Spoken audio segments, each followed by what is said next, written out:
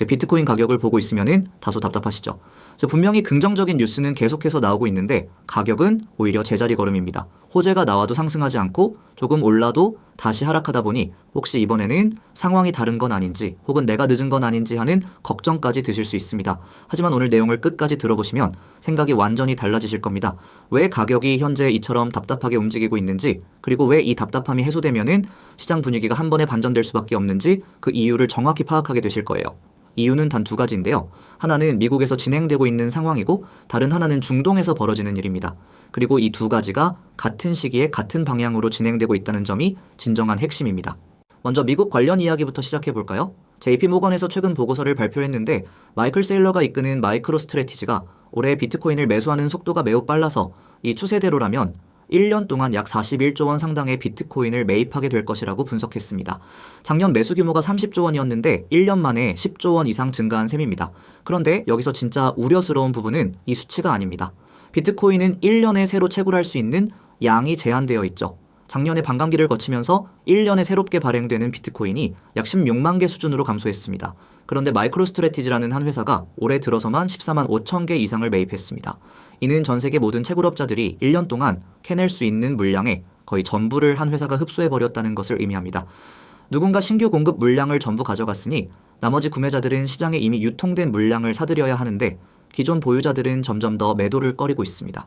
구매자는 늘어나는데 판매자는 줄어드는 이러한 구조가 어떤 결과를 초래할지는 굳이 설명하지 않아도 명확하실 겁니다. 하지만 이것이 전부가 아닙니다. 두 번째 이야기는 중동에서 일어나고 있는 일인데요. 뉴욕 멜론 은행으로 알려진 BNI 멜론은 고객 자산을 무려 8경 원 이상 관리하는 세계 최대 규모의 금융기관입니다. 이 거대 은행이 최근 아랍에미리트에서 현지 기업들과 협력하여 디지털 자산 수탁 사업을 개시한다고 발표했습니다. 여기서 BNI 멜론이 가장 먼저 담당하게 될 자산이 바로 비트코인입니다. 인프라는 수요가 있을 때 구축되기 마련입니다. 세계 최대의 수탁은행이 중동에서 비트코인 수탁 사업부터 시작한다는 것은 사우디아라비아나 아랍에미리트의 막대한 오일머니와 왕족들의 자금이 유입될 수 있는 경로를 이미 확보했다는 뜻입니다. 한편에서는 미국 상장사가 물량을 흡수하고 다른 한편에서는 중동의 대규모 자금이 유입될 통로를 마련하고 있는 것입니다. 이는 이번 시장 사이클의 종결을 의미하는 것이 아니라 다음 단계로 나아가기 위한 거대한 계획이라고 볼 수 있습니다. 여기서 더욱 놀라운 소식이 있습니다.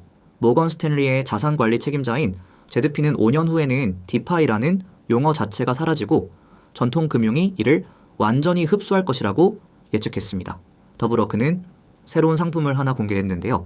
이는 고객이 보유한 코인을 모건 스탠리 계좌로 이전하여 이를 ETF로 전환한 후 담보로 제공하고 대출까지 받을 수 있게 하는 구조입니다.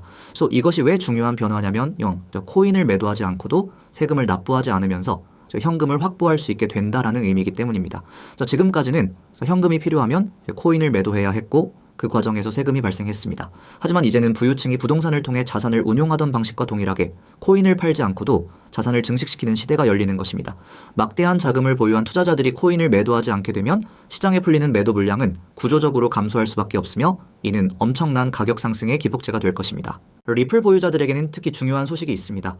5월 14일 미국 상원은행위원회에서는 클래리티법이라는 중요한 법안을 심사하고 표결할 예정입니다. 이 법안은 스테이블 코인에 대한 규제를 다루며 결제 및 송금에 특화된 코인들이 합법적인 지위를 확보할 수 있는 길을 열어주는 핵심적인 법안입니다. 리플은 처음부터 결제와 송금을 목적으로 개발된 코인입니다. 만약 이 법안이 성공적으로 통과된다면 리플의 지위는 단순한 판례적 의미를 넘어 법적으로 보장받는 단계로 격상될 것입니다. 모건 스탠리가 구축하는 새로운 금융 시스템 위에서 빠르고 정확한 결제가 가능하며 규제가 명확한 코인이 무엇이 될지 고려해보면 리플의 가치는 더욱 분명해집니다. 현재 가격이 2,000원 초반에서 횡보하고 있지만 차트상의 움직임을 넘어 게임의 규칙 자체가 리플에게 유리하게 재편되고 있다는 사실이 중요합니다. 마지막으로 도지코인과 일론 머스크에 대한 소식입니다. 머스크가 설립한 인공지능 회사 xAI는 최근 콜로소스1이라는 대규모 컴퓨팅 단지를 구축했으며 구글 및 아마존의 경쟁사인 엔트로픽조차 이곳에 컴퓨팅 자원을 임대하여 사용할 예정입니다. 이는 머스크의 사업 영역이 클라우드 임대라는 거대한 부동산 사업 구조로 확장되고 있음을 시사합니다. 머스크 제국의 규모가 커질수록 그 생태계 내에서 결제 수단으로 언급되어 온 도지코인의 잠재적 가치 또한 함께 상승할 수밖에 없습니다. 폴 튜터 존스와 같은 전설적인 투자자는 현재 상황을 1999년 닷컴 버블 후기와 유사하다고 평가했습니다. 당시 비합리적으로 보였던 자산들이 결국 가장 큰 폭으로 상승했듯이 시장이 도지코인을 비웃을 때가 오히려 가장 큰 기회가 될 수 있다는 점을 기억해야 합니다. 그래서 결론적으로 현재 시장은 단순히 오르내리는 투기장이 아니라 전 세계 부의 지도가 블록체인 위로 이동하는 거대한 전황이라고 볼 수 있습니다. 미국 상장 기업들은 물량을 흡수하고 월스트리트는 매도 없는 대출 시스템을 구축하며 중동의 오일머니는 수탁 인프라를 마련하고 있습니다. 이 모든 신호가 가리키는 방향은 단 하나입니다. 공급은 극도로 제한되고 수요는 무한히 팽창하는 시점이 임박했다는 것입니다. 지금처럼 시장이 답답하게 움직일 때가 오히려 거대 자본의 매집 구간임을 인지하고 분할 매수를 통해 유리한 위치를 선점한다면 향후 시장의 재평가가 이루어질 때 상상 이상의 성과를 거둘 수 있는 강력한 기회가 될 것입니다. 시장의 방향성은 이미 명확해졌으므로 이제는 흔들림 없는 확신을 가지고 대응해야 할 시점입니다.